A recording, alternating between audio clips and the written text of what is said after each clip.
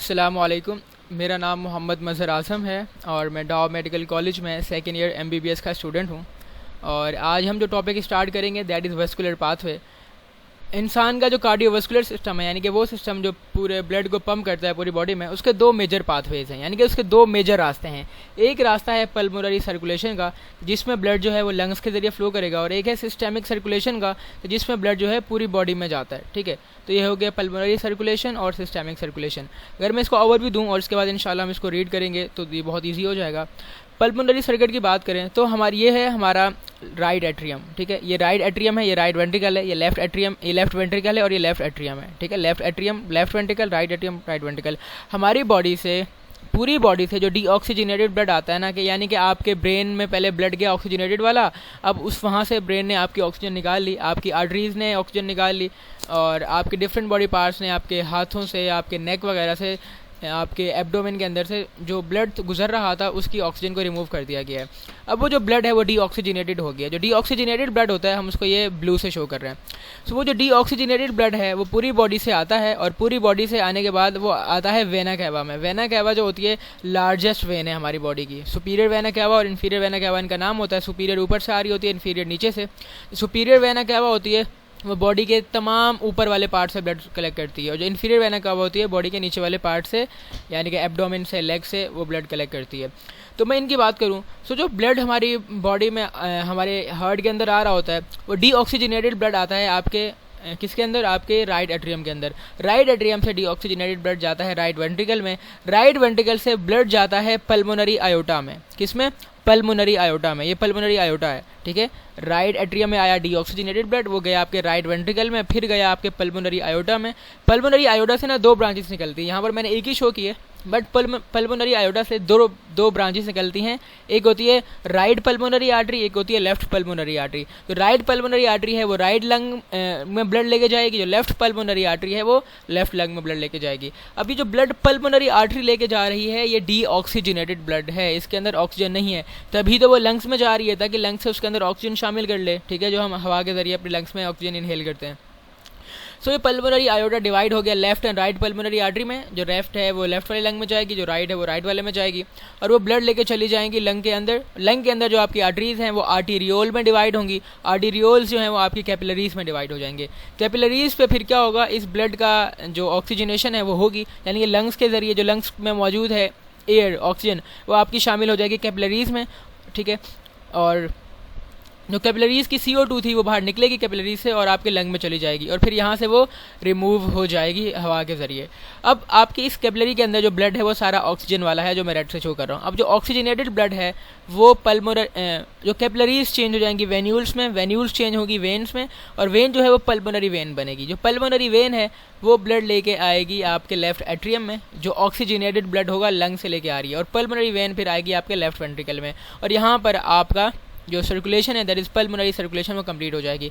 कैसे? Pulmonary circulation में blood right atrium में आता है डीऑक्सीजनेटेड वाला, फिर left right ventricle, then pulmonary aorta, right and left pulmonary arteries, फिर वो कैपिलरीज में, कैपिलरीज से पल्मोनरी वेन, और पल्मोनरी वेन से आपके जो ऑक्सीजनेटेड ब्लड है वो left atrium, then left ventricle, और इस तरह वापस फिर पूरा। इसके बाद लेफ्ट वेंट्रिकल के बाद ना जो लेफ्ट वेंट्रिकल कॉन्ट्रैक्ट करेगा, जब लेफ्ट वेंट्रिकल कॉन्ट्रैक्ट करेगा फिर वो जो सर्किट है वो बन जाएगा सिस्टेमिक सर्कुलेशन। मैं सिस्टेमिक सर्कुलेशन को भी यहीं डिस्कस करता हूँ। ठीक है, यानी कि अब ऑक्सीजनेटेड ब्लड आपके लंग के, आपके लेफ्ट वेंट्रिकल में आ चुका है। अब आपका लेफ्ट वेंट्रिकल कॉन्ट्रैक्ट करेगा। जब लेफ्ट वेंट्रिकल कॉन्ट्रैक्ट करेगा तो ब्लड, इसको कहते हैं सिस्टोलिक कंडीशन, यानी कि जब कोई चीज़ कॉन्ट्रैक्ट करती है तो सिस्टोल होता है।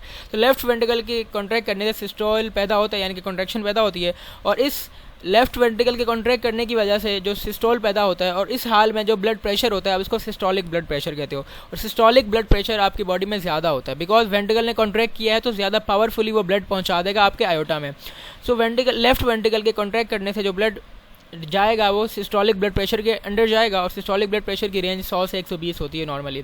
ठीक है, जो ये कॉन्ट्रैक्ट करेगा आपका लेफ्ट वेंट्रिकल तो सिस्टोलिक कंडीशन होगी जिसमें ब्लड जाएगा आपके आयोटा में। आयोटा से भी डिफरेंट आर्टरीज निकलती हैं, कोई हेड में लेके जाएगी ब्रेन के पास, ठीक है, कोई आपकी लेके जाएगी आपके डिफरेंट बॉडी पार्ट्स में, लिम्स में, हाथों में, यानी कि डिफरेंट आर्टरीज जाएंगी जो डिफरेंट बॉडी पार्ट्स को सप्लाई करेंगी। लेकिन याद रखना जो पल्मोनरी आर्टरी थी आयोटा से, जो पल्मोनरी आयोटा से दो निकली थी वो डीऑक्सीजनेटेड ब्लड लेके जा रही थी। लेकिन ये जो दूसरी आर्टरीज हैं ना जो आपके लेफ्ट वेंट्रिकल से निकली हैं आयोटा से, लेफ्ट वेंट्रिकल से ब्लड आयोटा में गया और आयोटा से पूरी आर्टरीज जो है आपकी पूरी बॉडी में फैली हैं, ये ब्लड लेके जा रही हैं ऑक्सीजन वाला। तो ये पेपर में पूछा जाता है कि ऑक्सीजनेटेड ब्लड जो है क्या वो पल्मोनरी आर्टरी लेके जाती है? नहीं, सिर्फ पल्मोनरी आर्टरी वो वाहिद आर्टरी है जो ऑक्सीजनेटेड ब्लड नहीं लेके जाती बल्कि डीऑक्सीजनेटेड लेके जाती है। और पल्मोनरी वेन वो वाहिद वेन है जो ऑक्सीजनेटेड ब्लड लेके आती है आपके लेफ्ट एट्रियम में। अब ये जो ब्लड जाएगा डिफरेंट बॉडी पार्ट्स में, ये क्या करेगा? अपनी ऑक्सीजन को रिमूव कर देगा। जब इसकी ऑक्सीजन रिमूव हो जाएगी तो इन डिफरेंट बॉडी पार्ट्स की जो वेन्स हैं, ठीक है, वो इस ब्लड को कलेक्ट करेंगी। कोई ऊपर वाले एरिया से कलेक्ट करेगी वेन, कोई नीचे वाले एरिया से ब्लड करेगी। जो एब्डोमेन के एरिया से कलेक्ट होगा जो और आपके लोअर लिम्ब वगैरह से होगा ब्लड कलेक्ट, वो आपके जाएगा इन्फीरियर वेना कैवा में, और इन्फीरियर वेना कैवा से वो चला जाएगा आपके राइट एट्रियम में। और जो आपके अपर बॉडी पार्ट से यानी कि आपके हेड से, नेक से और आपके आर्म से ब्लड कलेक्ट होता है वो होता है सुपीरियर वेना कैवा में, और सुपीरियर वेना कैवा से आपके राइट एट्रियम में चला जाता है। फिर आपका शुरू हो जाता है पल्मोनरी सर्किट, जिसमें राइट एट्रियम से राइट वेंट्रिकल, देन आपका पल्मोनरी आयोटा और सब कुछ वही सेम पाथवे। ठीक है, ये था। सो चलिए इसको रीड करते हैं और इसके बाद जो एक दो और सर्किट हैं हम उनको भी डिफाइन करेंगे। कह रहे हैं पल्मोनरी सर्कुलेशन जो है, जो पल्मोनरी सर्कुलेशन का जो पाथवे है उसमें ब्लड को हम इस तरह देखते हैं कि जो डीऑक्सीजनेटेड ब्लड होता है वो पूरी बॉडी का वो कलेक्ट हो जाता है राइट एट्रियम में। डीऑक्सीजनेटेड ब्लड राइट एट्रियम में कलेक्ट हो जाता है, फिर राइट एट्रियम से राइट वेंट्रिकल में जाता है, और जो राइट वेंट्रिकल है वो इस डीऑक्सीजनेटेड ब्लड को पंप करता है आपके पल्मोनरी आयोटा में। फिर पल्मोनरी आयोटा डिवाइड हो जाता है राइट और लेफ्ट पल्मोनरी आर्टरी में, जो कैरी क्या करती है? ब्लड को लेके जाती है लंग्स के पास, ताकि उस ब्लड के अंदर से जो CO2 है रिमूव किया जाए, और जो पल्मोनरी कैपिलरीज की मदद से CO2 को रिमूव कर दिया जाए और ऑक्सीजन को लंग से पिक कर लिया जाए। फिर ये जो ब्लड जो वापस आता है लेफ्ट एट्रियम के अंदर आता है पल्मोनरी वेन के जरिए, और 4 पल्मोनरी वेन आती हैं आपकी लेफ्ट एट्रियम में। कितनी पल्मोनरी वेन आती हैं? 4 आती हैं। ये एक तो मेरा आज माउस काम नहीं कर रहा सही से। सो पल्मोनरी वेन जो होती हैं वो 4 आती हैं। किस में आती हैं? आपके लेफ्ट एट्रियम में। आपके लेफ्ट एट्रियम में 4 पल्मोनरी वेन आती हैं। ठीक है, याद रखना है आपने। 2 आती हैं राइट लंग से और 2 आती हैं लेफ्ट लंग से, लेकिन आती लेफ्ट के अंदर ही है, लेफ्ट एट्रियम के अंदर ही। ठीक है, और वो ऑक्सीजनेटेड ब्लड लेके आ रही होती हैं। सिस्टेमिक सर्किट की बात करें तो इसमें आयोटा होता है। ठीक है, जो लेफ्ट वेंट्रिकल कॉन्ट्रैक्ट करेगा तो आयोटा के अंदर जाएगा, और आयोटा जो है आपकी लार्जेस्ट आर्टरी है पूरी बॉडी की। ये MCQ का पार्ट हो गया। फिर आयोटा के बाद जो इसमें चीज़ इन्वॉल्व होती है वो वेन्स होती हैं, जो वेना कैवा है, और वेना कैवा जो है वो आपकी लार्जेस्ट वेन्स हैं आपकी बॉडी की। ठीक है, सिस्टेमिक सर्कुलेशन में जो ऑक्सीजनेटेड ब्लड होता है वो ब्राइट रेड कलर का होता है। ठीक है, ब्राइट रेड कलर का ऑक्सीजनेटेड ब्लड होता है, और जो डीऑक्सीजनेटेड ब्लड होता है ना, जो वेन्स के जरिए आ रहा होता है। देखो हमारी बॉडी की सारी वेन्स डीऑक्सीजनेटेड ब्लड कैरी करती हैं सिस्टेमिक सर्कुलेशन में, except the pulmonary vein. Pulmonary vein देखो हमारे सिस्टेमिक सर्किट का पार्ट ही नहीं है। सिस्टेमिक सर्किट में पल्मोनरी आर्टरी भी नहीं आती, पल्मोनरी वेन भी नहीं आती। ठीक है, सो जो आपका डीऑक्सीजनेटेड ब्लड होता है वो कह रहे हैं डल रेड कलर का होता है जब आप उसको स्किन से देखते हो। ठीक है, उसके बाद है कोरोनरी सर्कुलेशन। यार कोरोनरी सर्कुलेशन का मतलब है आपका हार्ट है, आपका हार्ट कॉन्ट्रैक्ट कर रहा है, उसको भी एनर्जी चाहिए, उसको भी डिफरेंट कंडीशंस चाहिए। सही है, तो इनके अंदर क्या है कि आपके हार्ट को डिफरेंट न्यूट्रिएंट्स चाहिए उनको, और डिफरेंट न्यूट्रिएंट्स कौन सप्लाई करता है? आपका ब्लड सप्लाई करता है। इसके साथ साथ आपके हार्ट को भी ऑक्सीजन चाहिए ना, ताकि वो पंप करे। ठीक है, आपके हर बॉडी को ऑक्सीजन चाहिए होती है, हार्ट को भी चाहिए होती है, आपके ब्रेन को भी चाहिए होती है। तो यानी कि ये ऑक्सीजन सिर्फ ब्लड ही सप्लाई कर सकता है हार्ट को। सो वो सर्कुलेशन, ठीक है, जो आपके हार्ट के पास जाती है, वो ब्लड सप्लाई जो आपके हार्ट को होता है वो कोरोनरी सर्कुलेशन का पार्ट है। और इसमें जो आर्टरीज होती हैं वो आपके जैसे ही आयोडा निकल रहा होता है ना, तो यहाँ पे सेमिलुनर वॉल्व होते हैं। सेमिलुनर वॉल्व के बाद यहाँ पे आयोडा शुरू हो जाता है। इसी जैसे ही आयोडा शुरू होता है ना, इसी आयोडा से फ़ौरन से कोरोनरी आर्टरी निकलती है। कोरोनरी आर्टरी का मतलब होता है हार्ट की आर्टरी। जो कोरोनरी आर्टरी जाती है और आपकी हार्ट की जो वॉल होती है ना, उसकी जो मस्कुलर लेयर है जिसको आप मायोकार्डियम कहते हो, इसको ब्लड सप्लाई करती है। ठीक है, तो कोरोनरी आर्टरीज हार्ट की आर्टरीज हैं जो ऑक्सीजनेटेड ब्लड देती हैं हार्ट को। फिर जो कोरोनरी आर्टरीज हैं, ठीक है, यानी उस वक्त निकलती हैं जैसे ही आयोटा सेमिलुनर वॉल्व के ऊपर होता है। फिर ये जो हार्ट की एक्सटीरियर सरफेस पे मौजूद होती हैं, ठीक है, यानी कि हार्ट की बाहर वाली सरफेस पे मौजूद होती हैं। जब आयोटा जो ये जो कोरोनरी आर्टरीज है, इन्होंने ब्लड सप्लाई कर दिया है, अब डीऑक्सीजनेटेड ब्लड आ गया है इनके कैपिलरीज में, इनकी कैपिलरीज मिलके ना वेन्स बनाती हैं। जो वेन्स होती है ना कोरोनरी सर्कुलेशन की, आप उसको ना कोरोनरी साइनस भी कहते हो। क्या? कोरोनरी साइनस भी कहते हो। आप याद रखना कि कोरोनरी साइनस आए या कोरोनरी वेन आए, एक ही बात है। जो कोरोनरी साइनस है या फिर जो कोरोनरी वेन है वो डीऑक्सीजनेटेड ब्लड लेके आती है। ठीक है, कहाँ से? आपके हार्ट से। अच्छा, कोरोनरी साइनस कहें या कार्डियक वेन कहें या कार्डियक साइनस कहें, ये सारी एक ही बातें हैं, आपने ये बातें याद रखनी है। डिफरेंट नाम यूज होते हैं, कार्डियक भी हार्ट का नाम है, कोरोनरी भी हार्ट का नाम है। तो कार्डियक वेन या कोरोनरी साइनस, ये ब्लड लेके आती हैं आपके राइट एट्रियम में, जो डीऑक्सीजनेटेड ब्लड होता है। फिर उसकी वही बात है, वही सर्किट स्टार्ट हो जाएगा पल्मोनरी वाला, जिसमें डिफरेंट बॉडी पार्ट्स में ब्लड जाएगा। ठीक है। इसके बाद मैं डिस्कस करता हूँ आपके हिपैटिक पोर्टल सिस्टम को कि यार ये हिपैटिक पोर्टल सिस्टम क्या है, और इसके लिए we will use this diagram which is present in federal की बुक, ताकि आपको प्रॉपर्ली मैं डिफाइन करूँ। देखो यार होता क्या है, आपके जो आपके एब्डोमेन के एरिया में जो आर्टरीज़ हैं, जो इंटेस्टाइन है ख़ास तौर पे, जो आर्टरीज़ हैं और आर्टरीज जो इंटेस्टाइन से ब्लड कलेक्ट करती हैं, वो आपकी ना डायरेक्टली हार्ट में नहीं जाती। यानी कि होता क्या है, नॉर्मली जो आर्टरीज होती हैं वो बल्कि जो वेन्स होती हैं आपकी, ठीक है, जो आपकी वेन्स होती हैं वो ब्लड कलेक्ट कर रही होती हैं डिफरेंट बॉडी पार्ट से। सो यहाँ पर जो वेन्स हैं वो ब्लड लेके जाती हैं आपके, कहाँ पर लेके जाती हैं, वो लेके जाती हैं आपके हार्ट के अंदर, ठीक है। तो अगर हम इस हिपैटिक सर्कुलेशन की बात करें, ठीक है, तो इसमें होता ये है कि आपकी एक होती है स्प्लेनिक वेन, ठीक है, और एक होती है सुपीरियर मेसेंटेरिक वेन, ठीक है, और एक होती है इन्फीरियर मेसेंटेरिक वेन, ठीक है। ये सुपीरियर मेसेंटेरिक वेन होती है ना, सुपीरियर मेसेंटेरिक वेन ये ब्लड कलेक्ट करती है आपकी स्मॉल इंटेस्टाइन से। सुपीरियर मेसेंटेरिक वेन आपकी स्मॉल इंटेस्टाइन से ब्लड कलेक्ट करती है। जो इन्फीरियर मेसेंटेरिक वेन है ये आपकी लार्ज इंटेस्टाइन से ब्लड कलेक्ट करती है। जो स्प्लेनिक वेन है, ठीक है, ये स्प्लेनिक वेन जो है ये स्प्लीन से ब्लड कलेक्ट करती है, ठीक है। और स्प्लेनिक वेन इसके साथ साथ आपके इन्फीरियर मेसेंटेरिक वेन से भी ब्लड कलेक्ट करती है। स्प्लेनिक वेन यानी कि जो इन्फीरियर मेसेंटेरिक वेन का जो ब्लड है, जो कि इन्फीरियर मेसेंटेरिक वेन में जो ब्लड आ कहाँ से रहा है, आपकी आ रहा है लार्ज इंटेस्टाइन की आर्टरी से। तो लार्ज इंटेस्टाइन की आर्टरी से इन्फीरियर मेसेंटेरिक वेन ने ब्लड कलेक्ट किया, इन्फीरियर मेसेंटेरिक वेन ने लार्ज आर्टरी से किया है, लार्ज इंटेस्टाइन की आर्टरी से कलेक्ट किया, ठीक है, जिसको आप इन्फीरियर मेसेंटेरिक आर्टरी भी कहते हो।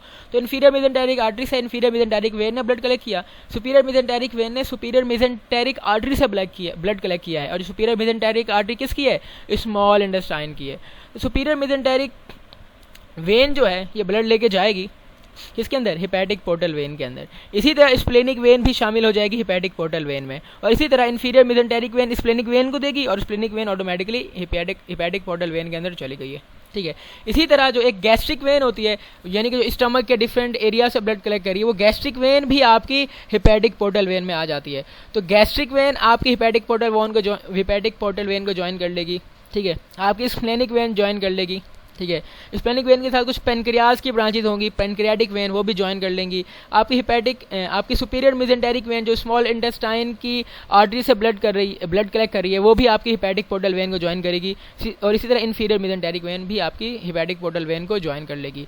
ये सारी वेन ज्वाइन किसको करेंगी, हिपैटिक पोर्टल वेन को। यार ये पोर्टल लगा के बैठा हूँ, ये पोर्टल है क्या यार? पोर्टल का मतलब होता है कि ऐसा ब्लड का सर्कुलेशन का पाथवे, ऐसा ब्लड सर्कुलेटरी पाथवे जिसमें जो ब्लड कलेक्ट हो रहा है वो आपकी कैपिलरीज से ब्लड कलेक्ट हो रहा है और जा भी आपकी कैपिलरीज में रहा है। यार ये कैसी बात हुई यार? ये देखो इन्फीरियर मेसेंटेरिक वेन है, वेन ब्लड कहाँ से हासिल करती है? मैंने कहा आर्टरी से, लेकिन आर्टरी का ब्लड आता किसमें? कैपिलरीज में। तो दरअसल जो इन्फीरियर मेसेंटेरिक वेन है ना, ये आपकी लार्ज इंटेस्टाइन की कैपिलरीज से ब्लड ले रही है, लेकिन उस कैपिलरीज में कहाँ से आ रहा है? इन्फीरियर मेसेंटेरिक आर्टरी से आ रहा है, ठीक है। तो इन्फीरियर मेसेंटेरिक वेन जो है वो ब्लड कहाँ से ले रही है? आपकी कैपिलरीज से ले रही है। इसी तरह सुपीरियर मेसेंटेरिक वेन आपकी सुपीरियर मेसेंटेरिक आर्टरी के आगे जो कैपिलरीज होती हैं वहाँ से ब्लड ले रही है, ठीक है। तो ये सारी जो कैपिलरीज की से जो ब्लड कलेक्ट करती हैं वेन्स, यानी कि कैपिलरीज है ना, यानी कि इसमें एक कैपिलरी तो ये हो गई इन सब की। फिर ये जो ब्लड जाता है हिपैटिक पोर्टल वेन में, फिर हिपैटिक पोर्टल वेन जाती है लीवर में, और लीवर में हिपैटिक पोर्टल वेन ना लीवर की कैपिलरीज को ब्लड दे देती है। क्या? वेन ने तो हार्ट को ब्लड देना चाहिए, लेकिन ये हिपैटिक पोर्टल सिस्टम है भाई, ये नॉर्मल सिस्टम नहीं है। हिपैटिक पोर्टल सिस्टम में जो वेन्स होती हैं ना, वो लीवर की कैपिलरीज को ब्लड दे देती हैं। अब लीवर की कैपिलरीज जो होती हैं नॉर्मल कैपिलरीज नहीं होती, जो लीवर की कैपिलरीज होती हैं वो डायलेटेड होती हैं। कैसी होती हैं? डायलेटेड। ये जो डायलेटेड कैपिलरीज होती हैं लीवर की, आप उनको साइनोसॉइड कहते हो। साइनोसॉइड SIN, एक तो माउस भी काम नहीं कर रहा, ओके। जो आपकी ये होती हैं वो साइनोसॉइड होती हैं, ठीक है, आपने याद रखना है। Spelling SINUSOID, sorry for that, मेरा माउस बिल्कुल भी आज काम नहीं कर रहा, बट लेक्चर देना ज़रूरी है, तो आप मेरे लेक्चर सुने, मैं रीड करवा दूंगा। सो जो लीवर की जो कैपिलरीज होती हैं वो डायलेटेड होते हैं, उनको हम क्या कहते हैं? साइनोसाइड कहते हैं। तो हिपैटिक पोर्टल वेन दरअसल उन लीवर की साइनोसाइड्स को ब्लड देती है। फिर लीवर की साइनोसाइड से एक वेन निकलती है जिसको सेंट्रल वेन कहते हैं। ये सारी मैं फेडरल की बातें बता रहा हूँ, सिंध की में लिखा हुआ है बट थोड़ा कम है, तो मैंने कहा यहाँ से कवर करा लूँ MD कैट के बच्चों के लिए। सो साइनोसाइड जो है लीवर की, वो वेन देंगे जिसको आप सेंट्रल वेन कहते हैं। सेंट्रल वेन मिलके हिपैटिक वेन बनाएगी। फिर हिपैटिक वेन जो है वो ब्लड लेके जाएगी आपके इन्फीरियर वेना कैवा में। हिपैटिक वेन कहाँ जाएगी? आपके इन्फीरियर वेना कैवा में। तो आपसे कोई पूछे कि यार हिपैटिक पोर्टल सिस्टम का ब्लड जो है ऑटोमेटिकली हार्ट में आता है, किसके जरिए आता है? इन्फीरियर वेना कैवा से। बिकॉज मैंने कहा था ना, इन्फीरियर वेना कैवा आपके एब्डोमेन के एरियाज़ का और आपके लोअर बॉडी पार्ट्स का ब्लड कलेक्ट करता है। तो ये हो गया हमारा हिपैटिक पोर्टल सिस्टम। अब हम इसको रीड करते हैं हमारी सिन से ही, ठीक है। मैंने फेडरल की जो बातें थी वो बता दी हैं। कह रहे हैं अ पोर्टल सिस्टम ऐसा होता है जो बिगिन भी कैपिलरीज में करता है और एंड भी कैपिलरीज में होता है। ये एमसीक्यूज का पॉइंट है कि a portal system is the one which begins and ends in capillaries, ठीक है। One place in a human body जहाँ पर पोर्टल सिस्टम पाया जाता है इज बिटवीन स्मॉल इंटेस्टाइन, के स्मॉल इंटेस्टाइन है और उसके साथ साथ लीवर। तो स्मॉल इंटेस्टाइन और लीवर के बीच में आपका ये हिपैटिक पोर्टल सिस्टम पाया जाता है। और होता क्या है कि ब्लड आपका जाता है, इंटेस्टाइन के विलाय होते हैं ना, उस विलाय के अराउंड होती हैं आपकी ब्लड कैपिलरीज। तो इंटेस्टाइन के विलाय से ब्लड जाता है उन कैपिलरीज में, कैपिलरीज से जाता है वेन्यूल्स में, वेन्यूल्स मिलके वेन्स बनाते हैं और वो वेन, मेजर वेन कौन सी बनती है? Hepatic portal vein. और ये कैसे बनती है मैंने डायग्राम में बताया है। आप आई वुड रेकमेंड यू कि वो ज़रूर वीडियो दोबारा स्किप करके देख लें, सॉरी बैक करके देख लें, ताकि आपको पता चल जाए कि हिपैटिक पोर्टल वेन किस किस के जुड़ने से मिलती है। सुपीरियर मेसेंटेरिक, इन्फीरियर मेसेंटेरिक और पैनक्रियाटिक एंड स्प्लेनिक। फिर हिपैटिक पोर्टल वेन जो है वो जाती है और आपके लीवर में मौजूद साइनोसॉइड को ब्लड देती है, ठीक है। और हिपैटिक वेन जो होती है वो लीवर को छोड़ती है साइनोसॉइड से। सेंट्रल वेन मिलकर हिपैटिक वेन बनाती है और हिपैटिक वेन चली जाती है इन्फीरियर वेना कैवा में, और इन्फीरियर वेना कैवा ब्लड कहाँ देगा? आपके राइट एट्रियम में दे देगा। तो ये हो गया हमारा हिपैटिक पोर्टल सिस्टम। ये रीनल सर्कुलेशन क्या है? ये रीनल सर्कुलेशन का पाथवे वो ब्लड का पाथवे है जिसमें आपका ब्लड जो है आपकी किडनीज में जा रहा है, ठीक है। मैं पहले काम करता हूँ, इसको एक्सप्लेन कर देता हूँ डायग्राम से, ठीक है। और इंशाल्लाह फिर हम उसके बाद हम पढ़ेंगे, इसको यहाँ से रीड कर लेंगे, ठीक है। इसकी डायग्राम के लिए I would use give me a time. Okay, ये डायग्राम है,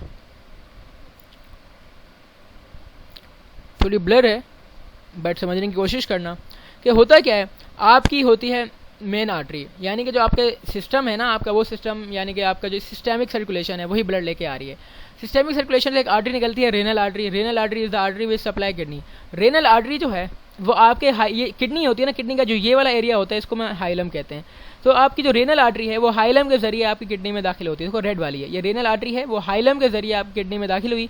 रेनल आर्टरी जो अंदर जाती है ना, तो किडनी के दो एरिया होते हैं। जो अपर पार्ट होता है ना, ये वाला जो आपका अपर पार्ट है, ये वाला, इसको आप कहते हो कॉर्टेक्स। जो इनर पार्ट है ये वाला, इसके अंदर ये पायरामिड्स होते हैं, इनको मेडुला कहते हो। तो ऊपर वाला कॉर्टेक्स है, नीचे क्या है? मेडुला। तो रीनल आर्टरी है वो जाती है और आपके मेडुला में जाके रेनल आर्टरी डिवाइड हो जाती है इंटर लोबर आर्टरी में। देखो ये रेनल आर्टरी गई और डिवाइड हो गई इंटर लोबर आर्टरी में।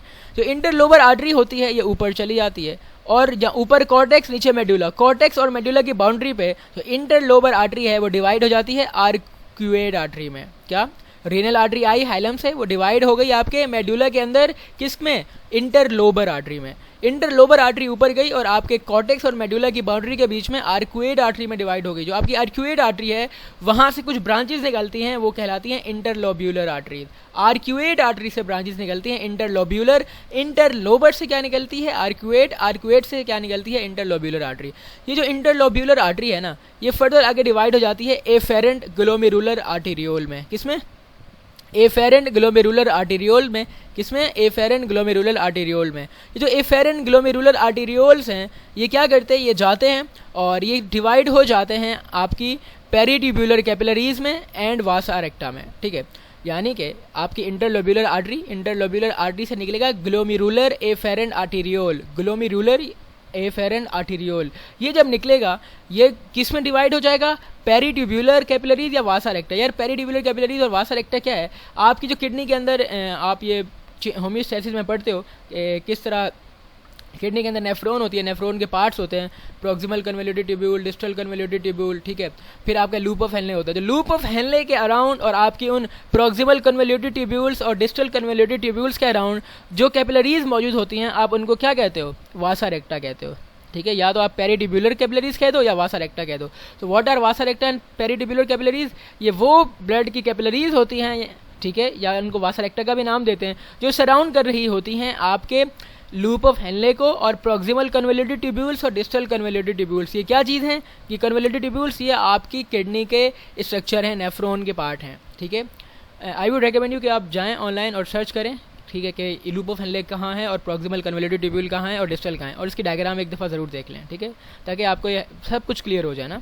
सो फिर ये कैपिलरीज हैं, ये कैपिलरीज फिर डिवाइड हो जाएंगी और इनसे बन जाएंगी इंटरलोब्यूलर वेन।